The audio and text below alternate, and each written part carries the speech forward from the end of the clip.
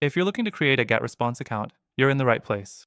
But before you sign up, there are a few things you need to know, because while GetResponse is solid, there are some limitations you might run into. Stick around, and I'll show you step by step how to set up your account, plus an exclusive extended free trial for a better alternative if you're serious about email marketing. First, head over to getresponse.com and click the Sign Up Free button. You'll be asked for an email, password, and basic details. No credit card required for the free plan, but there are some limitations, like only 500 contacts and limited automation. If you're just testing, that's fine. But if you plan on scaling, you'll hit a wall pretty fast. Next, verify your email. Check your inbox, click the confirmation link, and log in. From here, you'll land in the dashboard where GetResponse guides you through an onboarding flow.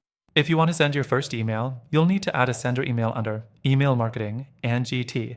From addresses, this is what your subscribers will see. The next thing is setting up an email list. Click Lists in the top menu and create a new list. This is where your contacts will go. Keep the name simple, as it's only for internal use.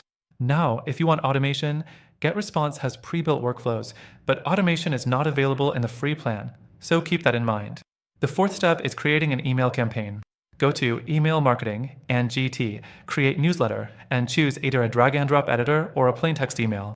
GetResponse offers templates, but if you want full design control, it can feel a bit restrictive compared to other platforms.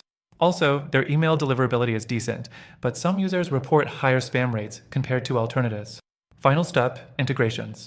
If you use Shopify, WordPress, or other tools, you can connect them under Integrations and AMP, API in the settings. GetResponse supports a lot of platforms, but some features, like advanced segmentation and CRM tools, are locked behind higher plans. So, is GetResponse the best choice? It's good, but not perfect. The free plan is limited, automation isn't included, and deliverability isn't as strong as other platforms.